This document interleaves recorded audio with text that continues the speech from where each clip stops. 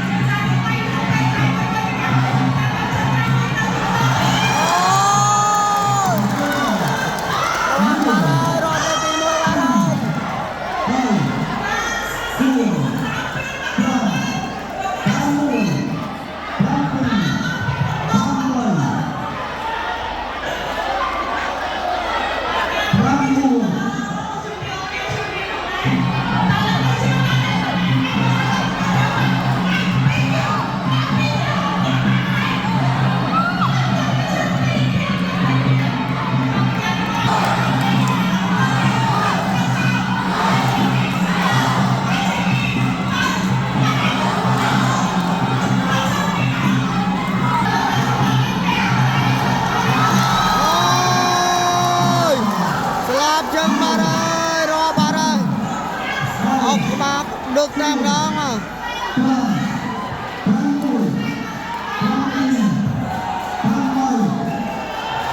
chào sao cơ rồi ôi bà từ này là cơ rồi lo mình ta